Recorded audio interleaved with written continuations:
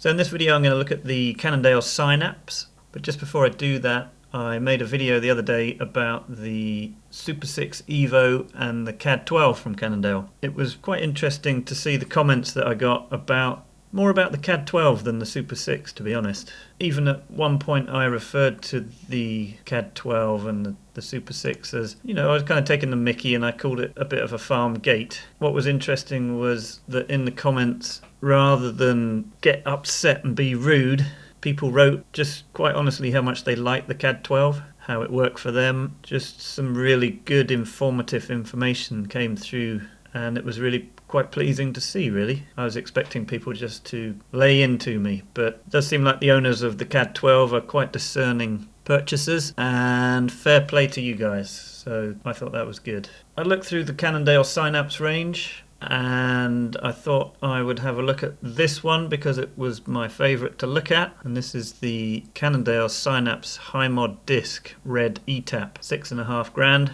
Cannondale don't list their weights, so I can't talk about that. We all know how much that annoys me. Anyway, this bike obviously comes with the SRAM Red E-Tap, which is rather lovely, and I do like this very subtle sort of gloss black going into the matte black. Like that a lot. As ever, I'm a complete sucker for the gum walls there. I never really know if they're called gum walls or white walls. Does anybody know what a gum wall is?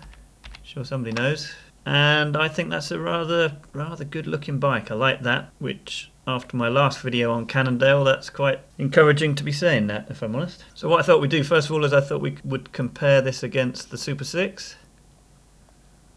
So this is the Cannondale Supersix Evo High Mod Disc Team, and this is an extremely expensive £8,500.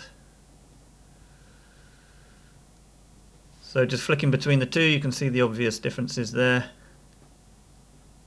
And basically the wheelbase of the Supersix is very slightly shorter, 0.6% shorter. The Supersix's reach is 1.78% longer or more stretchier, and the stack height of the Synapse is obviously higher than the Supersix by 3.89%, as you can quite clearly see there. And there's obviously quite a difference in the angle of the top tube, it being more sloped down on the Synapse, which gives you more seat post, which in theory gives you more flex and more comfort. Although a lot of people commented that the Supersix and the CAD 12 are actually very comfortable bikes, so the Synapse must be super comfortable. The chainstays are quite an interesting shape. They sort of look like they're going to flex a bit in the middle there, and in fact the Supersixes bend the other way, which is quite interesting. So the Synapse has clearly got a through axle, and I can't quite tell on the Supersix, but that looks like not a through axle, doesn't it? Have a look on their website. Well, it says hubs 100x12 through. Ah, here we go. QR rear, so that is a quick release rear. Well, that's interesting, isn't it? Didn't spot that last time round. Whereas this Synapse is a 12mm through axle. Right, okay, so that is the difference between the Synapse and the Supersix, as far as just looking at the two bikes together is concerned. And the other thing I did was I read some reviews of the Synapse online. One that was quite interesting was that it won Cycling Weekly's Editor's Choice 2017. So I guess they're talking about obviously last year's model. But what caught my eye was it says in partnership with Cannondale. Doesn't that mean that Cannondale pay Cycling Weekly to say it's the Editor's Choice, or have I got that wrong? So I thought that was quite interesting. So I read quite a few reviews of the new 2018 Synapse. Basically the general consensus is that it's lighter and stiffer than its predecessor, and they're saying that even the geometry and performance attributes of the frame and fork are now more aligned with its race brethren, so the Supersix. So there's lots of good reviews out there, but the general consensus is that it feels racier compared to the outgoing model, but with no less comfort. So it almost looks like you're getting the best of both worlds. You're getting a racy road bike with good tyre clearance, I think you can put mud guards on it as well in the winter, but not only that, you're getting very good comfort. So, God, even I'm thinking about a Cannondale Synapse now. The marketing's working on me.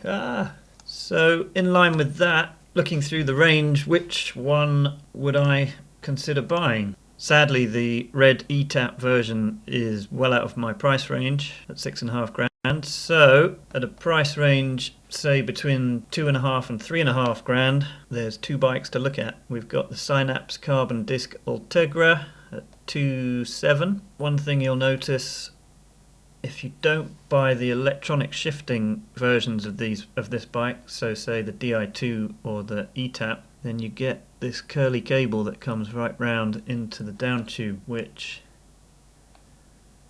by today's standards that looks a little bit messy to me. I have kind of got used to looking at that now, but that's just one thing to notice.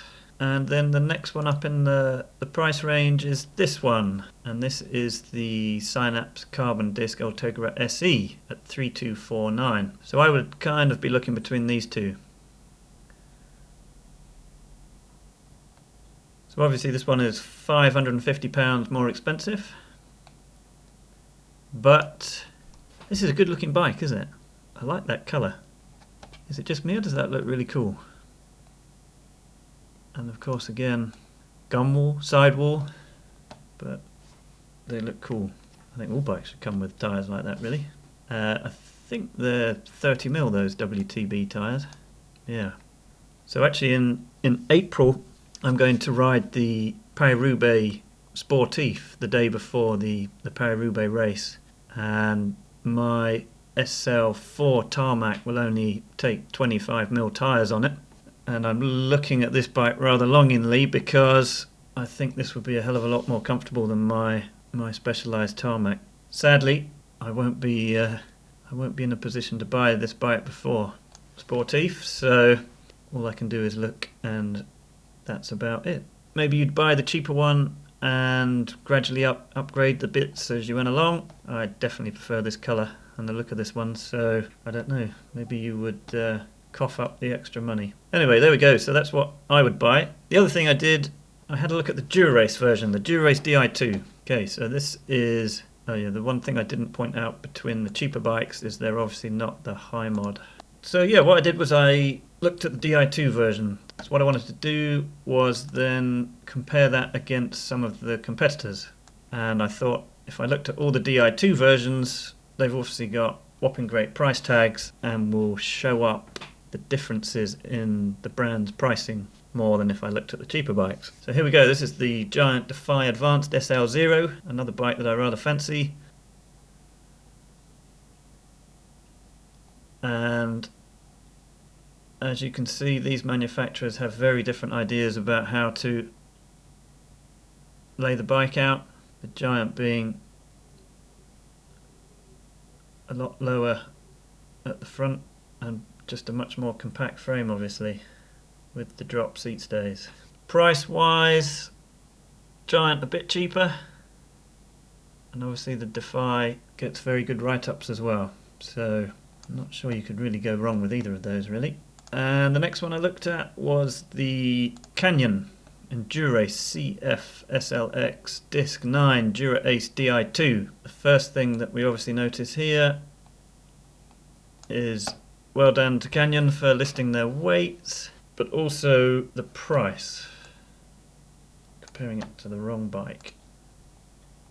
So the Canyon bike is, wow, is that right? The Canyon bike is £1,900 cheaper for the same group set, Di2, DURA-ACE Di2. The Cannondale has the Cannondale brand crankset, and who knows, if you know, is the Cannondale crank actually better than the DURA-ACE crank? Much lighter? There's something for you to comment on down below, because that'd be interesting to know. Okay, so that's the Endurace. And the next one that I looked at was the Roubaix from Specialized S-Works. And it's a freaky looking bike. I've done a review on these before. Supposed to be awesome bikes, but they just look weird to me. And I just can't help but think that in 2 or 3 years it's going to look super dated. But we'll see. Anyway, if you compare that to the Synapse, Well, the first thing to obviously look at is the price, and the Roubaix is and I've said it before, eye-watering extra £1,700. Gosh, that's a lot, isn't it? And what are you getting for that? Arguably more comfortable. Weird shaped seat post. Yeah, you either love it or hate it, and I don't know, people are obviously prepared to pay that extra money. Let me know what you think. Is the Roubaix worth that much more money, considering they've both got the Di2 on?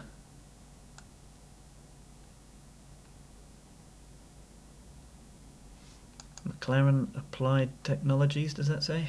What's that? Specialised working with Formula One, is it?